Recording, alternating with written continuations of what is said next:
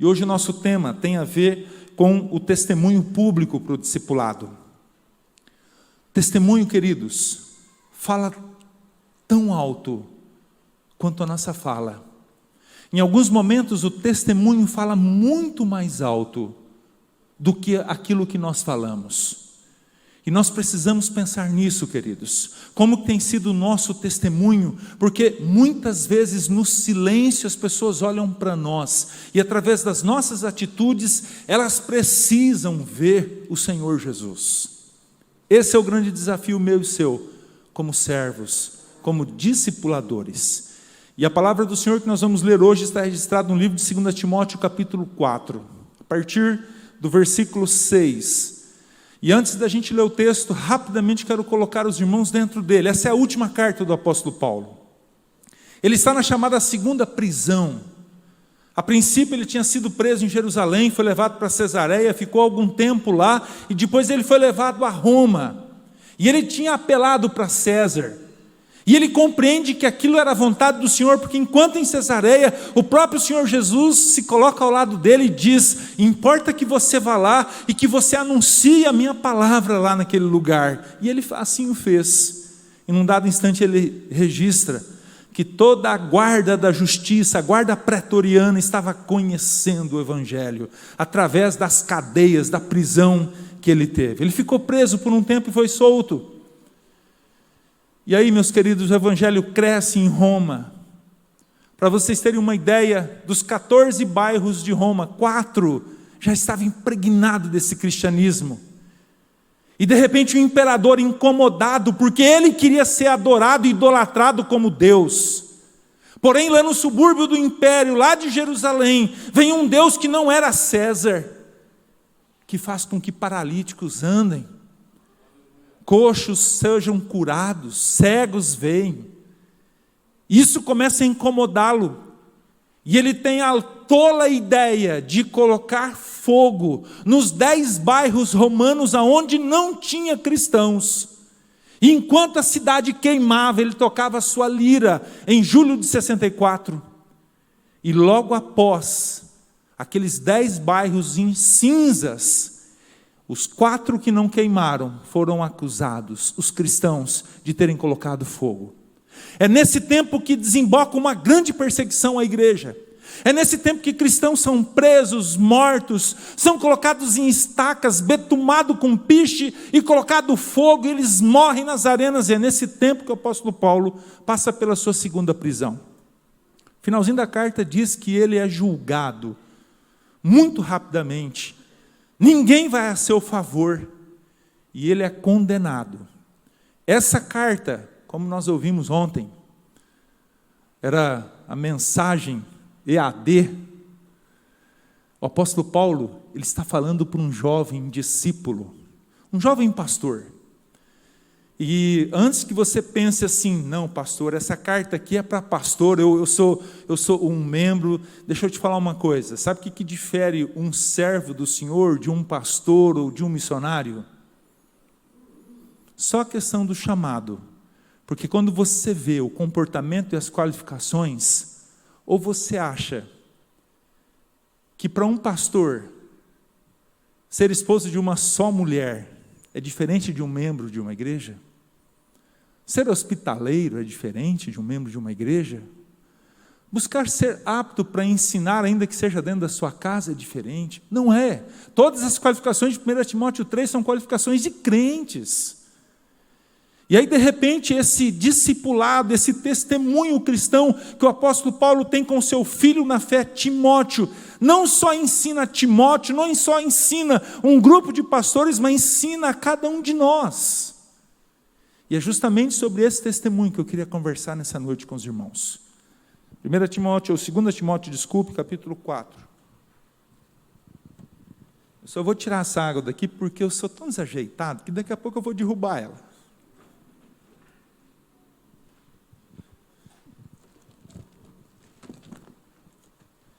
Segunda Timóteo, capítulo 4, dos versos 6 a 8, e diz assim a palavra do Senhor.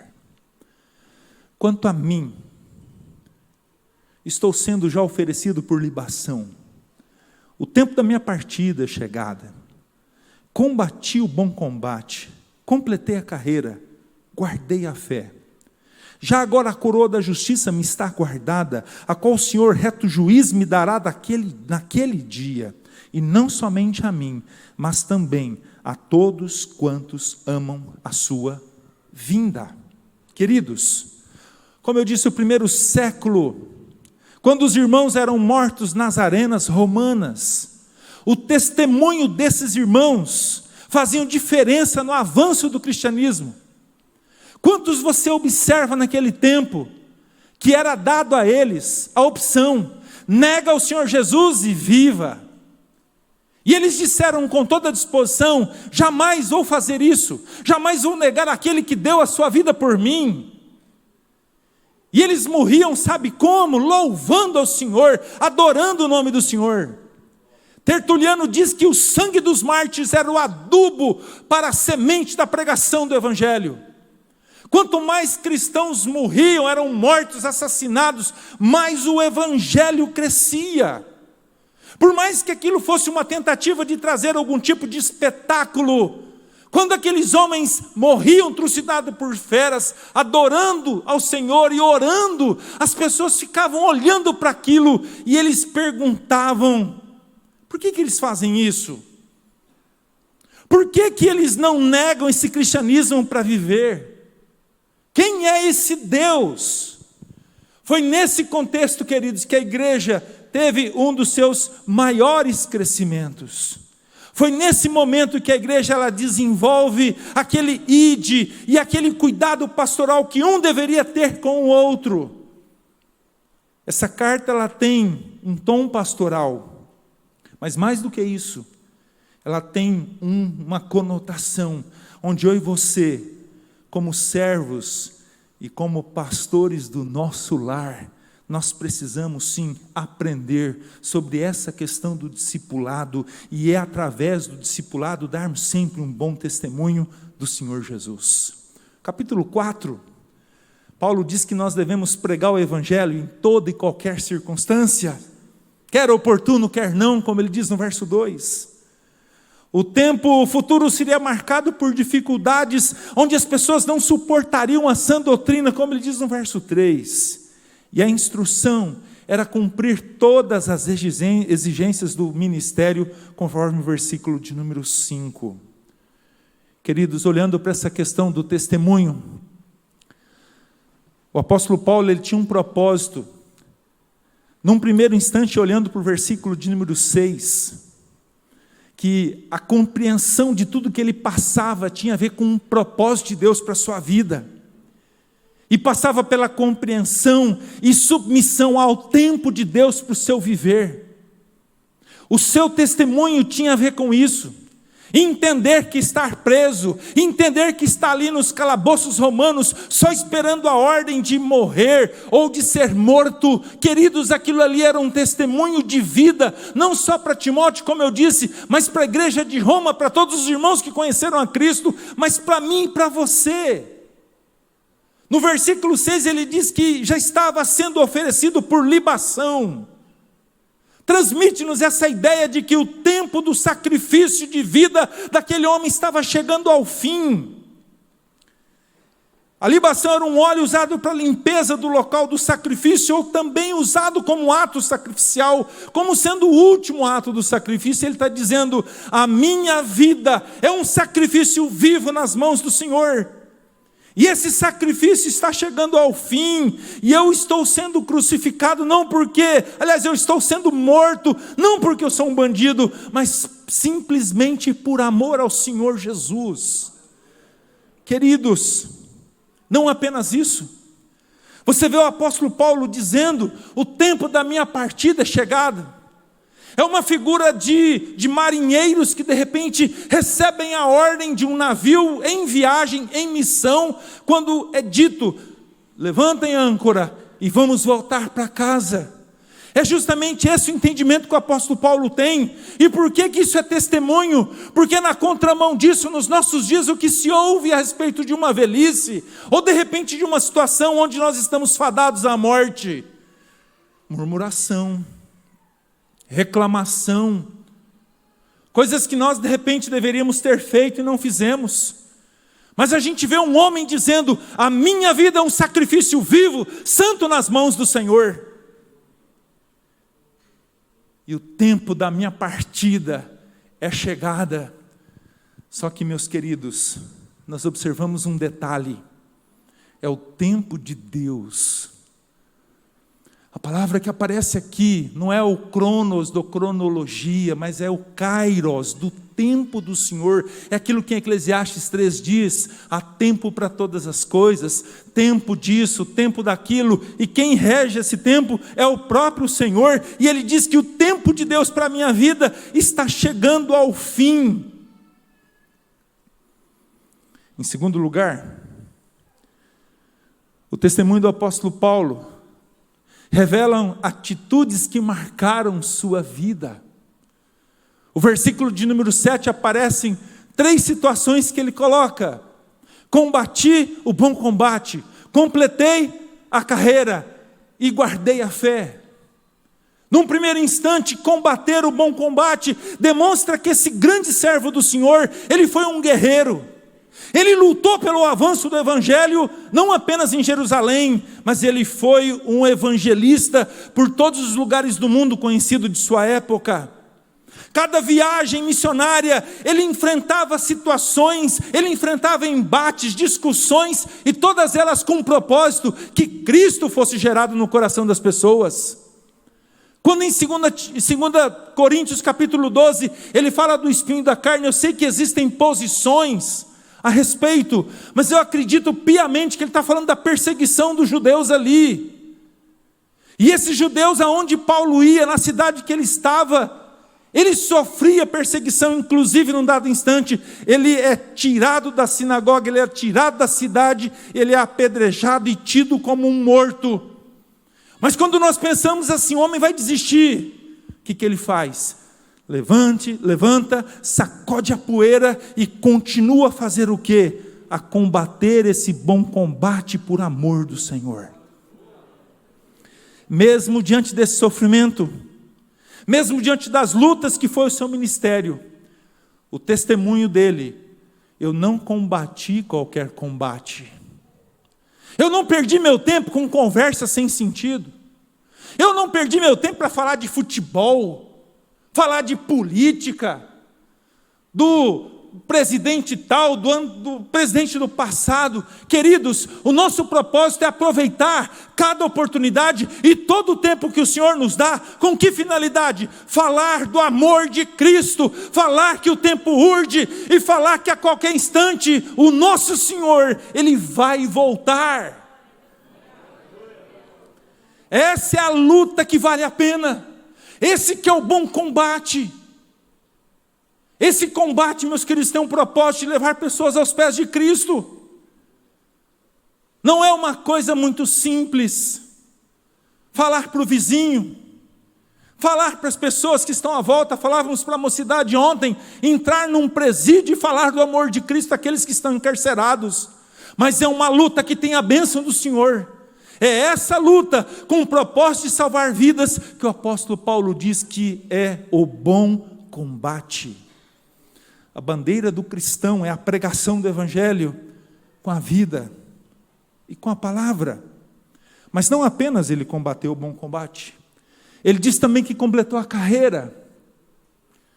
Queridos, a nossa vida cristã é como se fosse uma maratona com barreiras. E nessa maratona com barreiras, eu preciso aprender uma coisa muito importante. Eu não sou como nesse mundo, incitado, levado a ser o primeiro. Quantas vezes a gente ouve: olha, você tem que ser o melhor. Quantas vezes nós ouvimos: você tem que chegar em primeiro, que na corrida da vida cristã, o segundo é o primeiro dos últimos. Deixa eu te falar uma coisa na contramão disso que o apóstolo Paulo diz: eu não cheguei em primeiro lugar, eu completei a corrida. Sua preocupação não era ser o primeiro, e ele mesmo se considerava o menor de todos os apóstolos. O seu propósito era chegar lá, ainda que fosse o último a chegar. Pensar em chegar. ou pensando em chegar, nós podemos viver uma vida cristã de maneira diferente. Pensa comigo. Na vida cristã não existe concorrentes. Todos somos irmãos. Todos somos cristãos. Nessa corrida da vida cristã, onde eu não sou obrigado a chegar em primeiro lugar, eu posso inclusive, meus queridos, nesse caminho parar. Ver alguém desanimado, chateado, e incentivá-lo a perseverar firme na fé. Se eu não sou obrigado a chegar em primeiro lugar na vida cristã, eu posso inclusive ver alguém caído e falar assim: escuta, coloca a sua mão sobre os meus ombros e vamos que eu vou te ajudar. Esse é o desafio.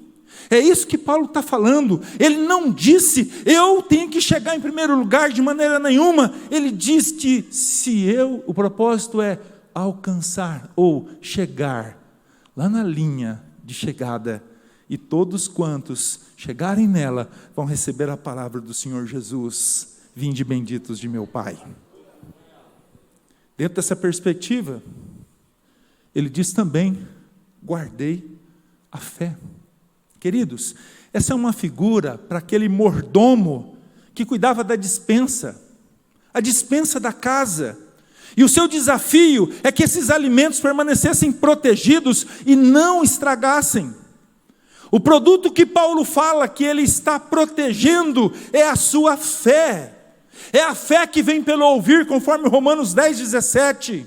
Proteger sua fé significa cuidar com aquilo que ele ouvia, para que nada maculasse essa fé. Deixa eu te falar uma coisa. Quantos de nós temos ouvido nesses dias a seguinte mensagem: esse vírus Covid-19 é do capeta? Deixa eu te falar uma coisa. Se nós olharmos para os sinais da vinda de Jesus, se você olhar, por exemplo, Lucas 21, verso 11, diz que os sinais dos tempos seriam marcados por pestilências. Você já parou para pensar que Deus está dando sinais de que a volta do seu filho está próxima? Observe o terremoto que aconteceu no Haiti alguns dias atrás. Mais de 2.000 pessoas morreram. Logo que eu ouvi o terremoto, sabe a primeira coisa que eu falei? Jesus está voltando. E às vezes a gente fica falando bobeira, coisas enchendo o nosso coração. Claro que é algo que traz tristeza, morte de pessoas que nós amamos, é algo que nos incomoda, mas o Senhor está dando sinais. E feliz aquele que está atento a esses sinais. E muitas vezes a mensagem que nós ouvimos, meus queridos, tem um propósito de macular essa fé, de estragá-la. Ou você quer ver outro exemplo? Pastor, sofrimento, que tema complicado. E às vezes nós ouvimos, o crente depois que aceita Jesus, acabou seus sofrimentos, acabaram suas lutas. E aí de repente vem um câncer na família. E fala, meu Deus, mas o que está acontecendo? Essa mensagem, queridos, estraga a nossa fé. Sabe por quê? Porque o sofrimento tem propósitos e Deus permite eles não à toa na nossa vida. O sofrimento quebra a altivez, a soberba e coloca a gente no nosso lugar. E o sofrimento tem um outro propósito: nos aproximar do Senhor. Tem gente, meus queridos, que se tiver a vida tranquila, ele não ora, ele não jejua, ele não levanta de madrugada, ele vai na igreja quando dá, mas vem as dificuldades, vem as lutas, o que ele faz? Ele se apega ao Senhor. Quer um exemplo? Jó. Homem íntegro, reto, temente a Deus e que se desviava do mal. Deus permitiu que o diabo trouxesse sofrimento, atacasse ele em algumas áreas. Riqueza, anoiteceu o rico, amanheceu o pobre. Vê os seus 10 filhos sendo mortos. Vê a sua saúde em frangalhos. A sua mulher olha essa situação e fala bem assim: amaldiçoa a Deus e morre. Nenhuma mulher que ama o marido fala um trem desse. jamais. E aí, por fim, vem os muito amigos, né? Você deve ter atirado pedra na cruz, meu filho. Você deve ter batido na tua mãe para estar vivendo essa situação.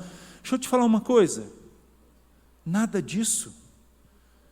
Jó conhecia o Senhor da tradição oral, daquilo que os seus pais contaram para ele. Mas com toda a luta e sofrimento que ele passou, lá no final da sua carta aqui, que ele diz: Senhor, eu só te conhecia de ouvir falar, mas agora os meus olhos te veem. Essa mensagem de que sofrimento é do mal que nós temos, deixa eu te falar uma coisa, Deus permite, com propósitos. Nada diminui a soberania do Senhor, nada diminui o fato de que Ele está num trono, reinando. João, quando tem visão dos céus, em capítulo 4 de Apocalipse, ele diz que ele vê um trono, naquele trono alguém sentado, e detalhe, não era o César que mandou prender ele na ilha de Patmos, era o Senhor reinando em absoluto, com o cetro na mão. Nós estamos diante do Senhor, nós somos ovelhas do seu pastoreio, e o que Ele permite, por mais que doa, tem propósitos. Nós vamos guardar o nosso coração de mensagens que têm um propósito de desmerecer o Senhor, colocá-lo numa condição de um Deus mau. O Senhor nos ama, e nada nem ninguém muda isso. Terceiro lugar, queridos, olhando para o versículo de número 8, testemunho do apóstolo Paulo, trazia ele a ideia, a firmeza, a consciência daquilo que o aguardava. Olha o que ele diz: já agora a coroa da justiça me está guardada, a qual o Senhor, reto juiz, me dará naquele dia, e não somente a mim, mas a todos quantos amam a sua vinda. A coroa era o prêmio do vencedor, por exemplo, nas Olimpíadas. Nós estamos na Paraolimpíada e os campeões, eles recebem prêmio. Paulo tinha consciência de que ele receberia um prêmio no final da sua vida, não uma coroa de louros, mas sim, como ele diz, a coroa da justiça, a coroa dos justos. Quem entregaria essa coroa era o Senhor, reto juiz. E ele receberia essa coroa, não apenas ele, mas eu e você, que permanecemos até o final, como ele mesmo diz, todos aqueles que amam a sua vinda. Ele tinha essa consciência. Ele tinha consciência que a morte não era o fim, como os saduceus acreditavam. Ele tinha consciência de que a morte era o final dessa vida aqui, mas ele estaria com o Senhor, como ele mesmo diz, que é incomparavelmente melhor. Sabe, meus irmãos, a gente às vezes olha para a morte e a gente fica se lamentando. A gente fica se lamentando. A gente fica olhando para trás e falando assim: meu Deus, mas por que eu tenho que passar por isso? Agora, o servo do Senhor que tem a consciência do que o aguarda, sabe o que ele fala? Senhor, estou pronto para me encontrar contigo. Isso é testemunho. Paulo está dizendo isso para Timóteo e está dizendo para mim e para você. Se eu sou servo de Cristo, se um dia eu confessei a Cristo como meu Senhor e Salvador, uma certeza eu tenho, não interessa a idade, estaremos com o Senhor. E esse testemunho ele tinha na vida dele. Ele escrevia e ele falava, e ele sabia que ele estaria com o Senhor a qualquer instante. Eu vou mudar um pouquinho minha conclusão, tenho pouco tempo. Isso é muito sério, eu vou falar um pouquinho mais no final. Isso é tão importante, meus queridos, não só a gente como fiel testemunha do Senhor, como servo e testemunha dele, e como também aquele que faz diferença. Essa grande verdade precisa estar no nosso coração. E há 4 anos atrás, meus queridos, eu passei por um dos momentos mais difíceis da minha vida. Eu estava num campo missionário, igreja crescendo, era diretor de um colégio, a coisa só desenvolvendo, uma região inteira do noroeste do Mato Grosso, a gente plantando igrejas. Quando de repente, num desses exames de rotina que a gente faz, mora no interior, vai para a capital, faz um monte de exames, vem um diagnóstico que minha filha estava com câncer. Eu tenho um casal de filhos, Mateus e Mariana. E esse negócio para mim foi um negócio muito duro. De repente eu me vi na expectativa de que a minha filha não sobreviveria. E aí vem aquelas histórias, sabe aqueles irmãos que tentam consolar a gente? Ó, meu tio morreu disso.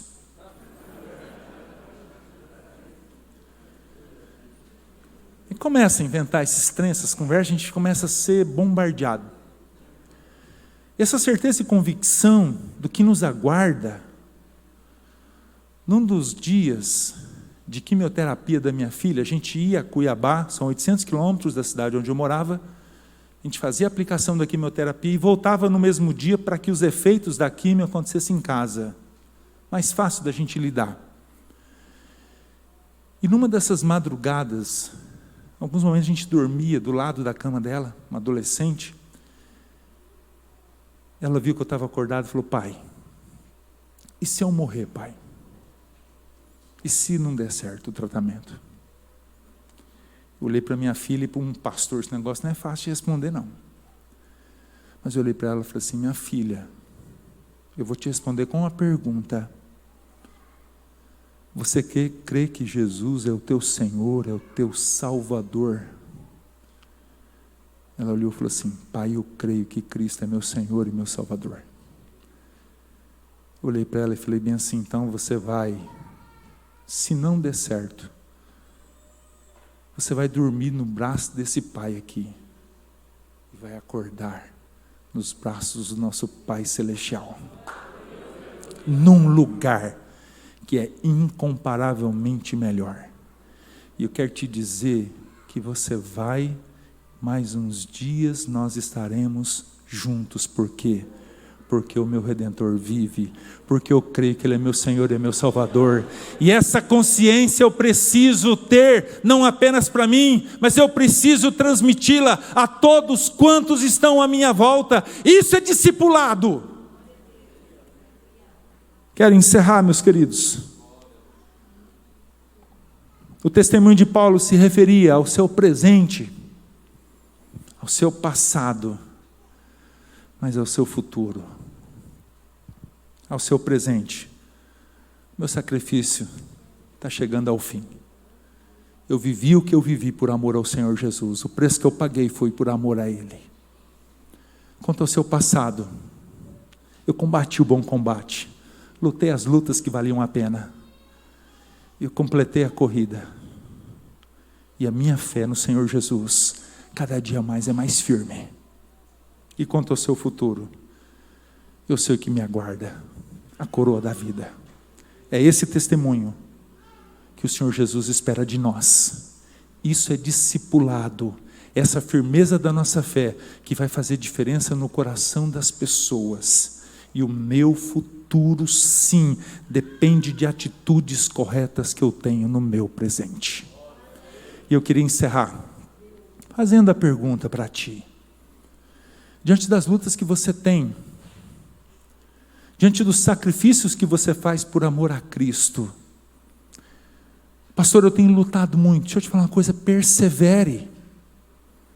Entenda que maior sacrifício fez o Senhor Jesus por nós.